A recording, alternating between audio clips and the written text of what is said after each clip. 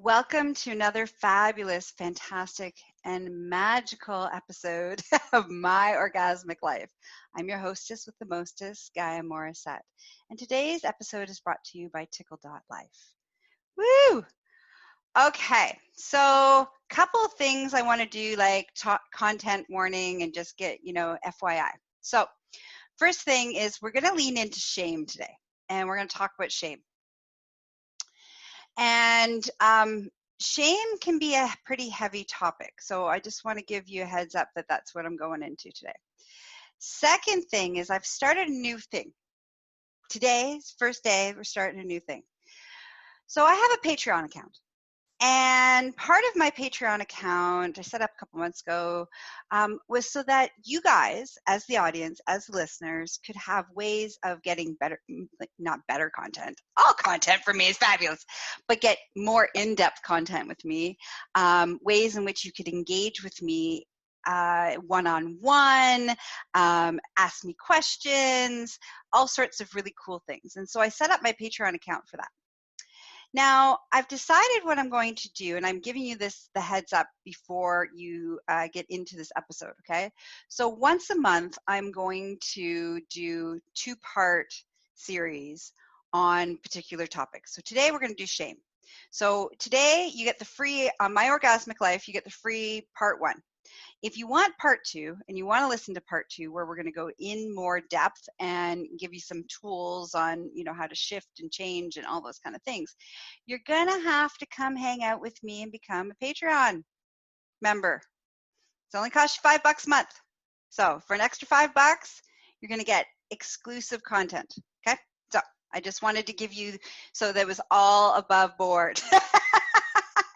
So you don't feel like there's a bait and switch where I'm like, okay, and now if you want the rest of it, you're going to have to pay for it. No, telling you straight up. So once a month, I'm going to do this. I'm going to do it 2 parts. Today, we're starting today, okay? Shame. So let's lean into shame. Everybody take a breath with me. Let's all breathe in. Breathe in through your nose. Exhale through your mouth. One more time. Breathe in through your nose. Exhale through your mouth. All right, so now we're a little more grounded before we get into this conversation. So shame. Let's look at shame. So first, let's sort of define shame so that we're all on the same page, so that we know what I'm talking about. So the difference between guilt and shame. So guilt is an emotion that we have to prevent us from becoming a sociopath. Yay, guilt. So you do something bad and you feel awful about it and you apologize, you course correct, and you don't do it again, okay? That's the purpose of guilt. Now, when guilt turns to shame is when we internalize that guilt. So we do something wrong, and then we make ourselves wrong. Not the action, not the behavior, not the thing that is wrong, but we are wrong. We are bad. There's something wrong and bad with us. That's what is the premise of shame. That's when guilt turns to shame. Okay, so that's one aspect. The second aspect of where shame happens is when other people put their shame judgments on us. So when other people make us wrong, make us bad, and make us awful, okay? And then we internalize that. It manifests inside of us as shame. And shame feels icky. Icky, icky, icky. I know that's not a technical term, but that's my technical term. It's like you feel dirty, and not in sort of like a good sort of I'm covered in clay dirt, but like dirty on your DNA, on your soul, on every cell of your being, and you feel wrong and that there's nothing that you can do to make yourself feel clean. Okay? That's the hardcore shame feeling. So let's all take a moment and take a breath. And exhale.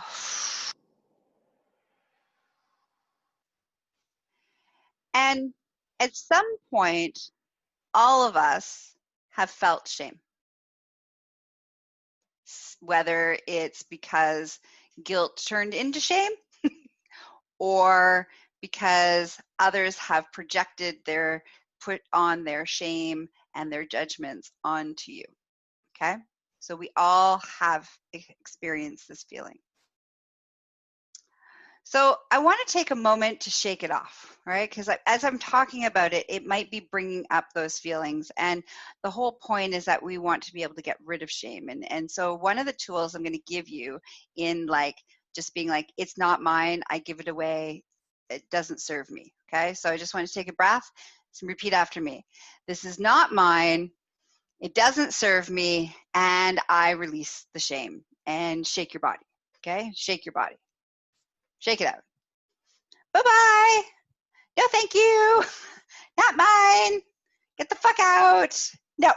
Okay. So that's just a quick, easy way of getting, just a quick tool around shame, right? Releasing it, right? Acknowledging it's not yours and it doesn't serve you. All right. Now let's lean in a little deeper into how shame, when we carry it, how it can show up in our body. Actually, before I do that, before I go into that sharing, I want to talk about where shame really comes from. So typically there are like a couple different areas that we get shamed from. The biggest one and the biggest culprit is religion.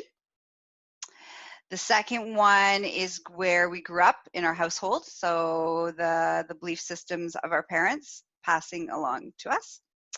The next one is shame from our peers. And the fourth one is from society. Okay, so those are the four major places that we pick up shame, which again is usually other people's shit, not ours. And typically, shame is attached to a couple different areas. So the first area it's attached to, of course, is sex. This is why I'm a shame expert. As a sex expert, I have to be an expert in shame. And it's really, really important that we talk about, what was I saying now? Oh, I got distracted. Somebody's comment, was disrespectful, which I'm not going to internalize. Oh, but sex, shame and sex. All right. So the first area is attached to shame and sex.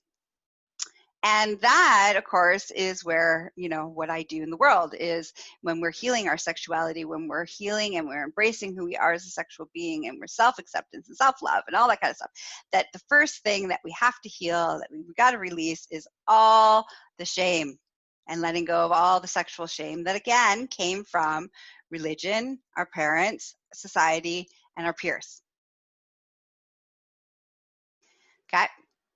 The second piece where shame people ooze their shame and their judgments onto you is about feeling entitled. So entitlement, like how dare you ask for what you want? How dare you take up space? How dare you have a voice? How dare you want your cake and eat it too? How dare you? Okay, so all those times that you heard, how dare you for being bold? How dare you? How dare you? Those were shame messages being sent at you, okay? And then the next one is all things related to pleasure. So we got sex, but then we also have pleasure, right? Pleasure, pleasure, pleasure, pleasure, pleasure, pleasure. Okay, so I'm going to take a moment to set some boundaries about somebody who is listening to me live right now. If you cannot make questions or comments that are related to what I'm talking about, which is shame, then please don't make any comments at all. Please don't make comments about my boobs or being in porn or any of the above that is sexualization of me. That is disrespectful. All right. If you continue to make those comments, I will be removing you. Thank you very much. All right, let's come back to our show. Now, so we got pleasure.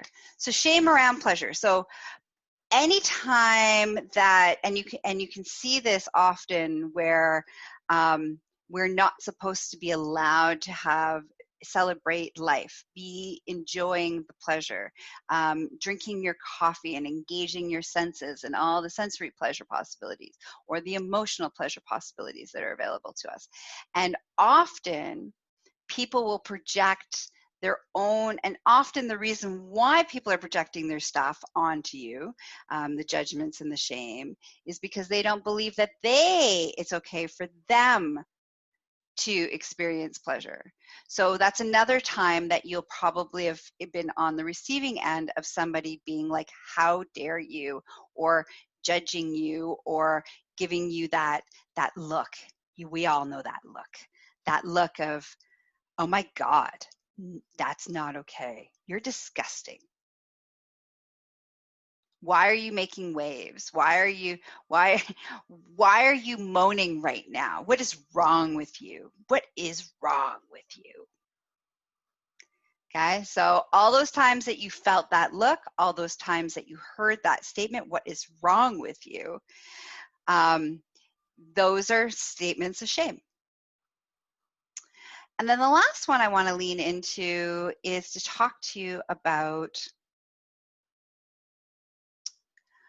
the subtle shame statements that others make in society, your peer group, family members, these kinds of things.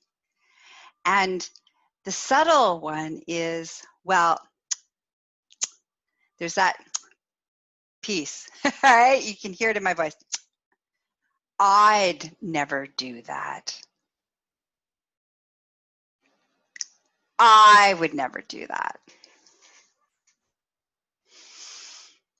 You know, when you're expressing enjoy, exploring, whatever it is that you're doing, there's that piece around somebody else making a judgment call. And ultimately that judgment is that there's something wrong with you. And if there's something wrong with you, that manifests itself into shame. That's how it anchors emotionally within us. So there's anything from the subtle to the mild to the extreme. And so when especially the extremes are, slut shaming. That's a huge extreme that I've had many conversations about. Pervert shaming is also another area of the extremes. Okay. So before I get into the next phase, I really just want you to take a moment. Like, there's a lot to take in, all the different layers, the cognitive stuff. And I want you to just take a moment to think about,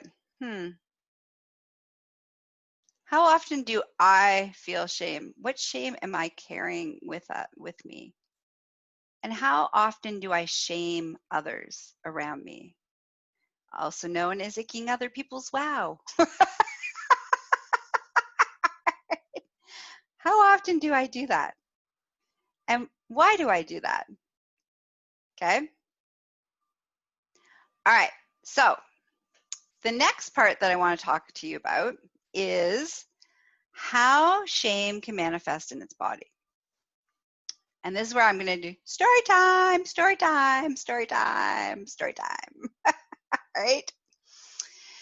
Okay. So let's see. Where do I want to start with this story? All right, let's start with, I am a recovering Catholic. Did I say recovering? Because, woo, judgment, guilt, and shame up the wazoo. Right?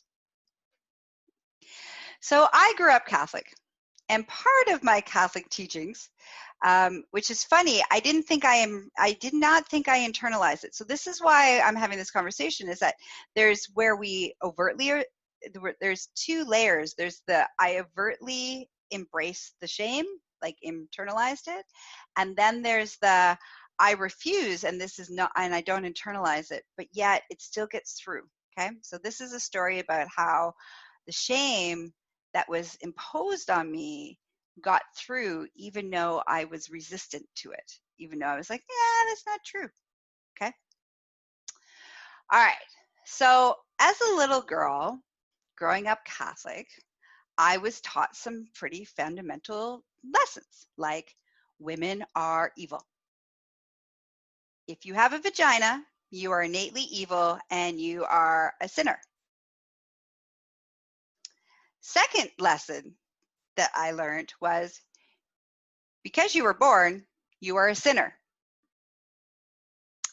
And the third lesson that I was taught as a Catholic child is that women are the source of the downfall of all of society.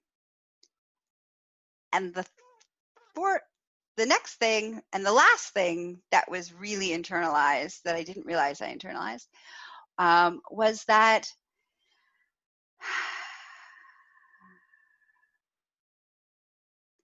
women's sexuality is pure evil. Okay, so those are fucking heavy. Those are motherfucking heavy shit, heavy burdens to carry as a little girl, because I had a vagina.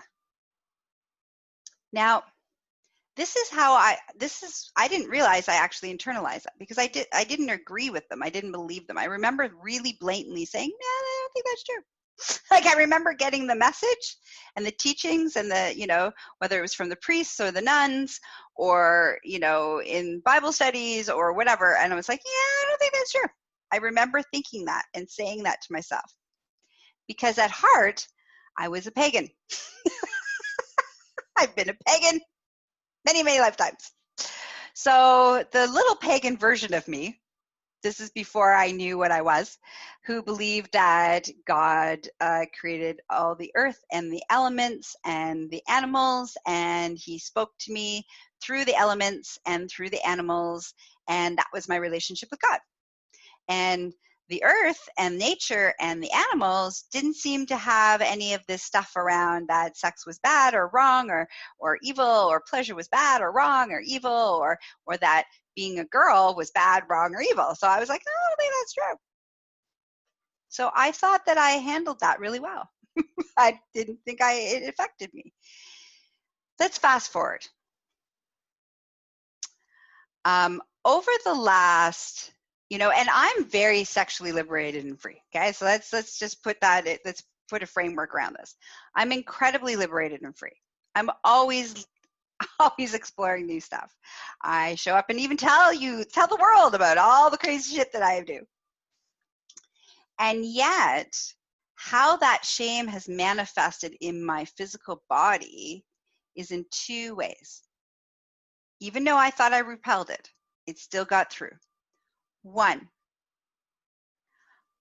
I had blocked Bartlett ducts, which are lubrication ducts in your vaginal canal. I've had problems on and off, surgeries and horrendous problems on and off for the last 10 years. Right about the time that I started to really lean into my sexuality and embracing all things that were sexual and sexual expression. And my body manifested in breaking my vagina. Okay? So that's one way that my body, that shame carried and held, and I've been carrying that shame in my body.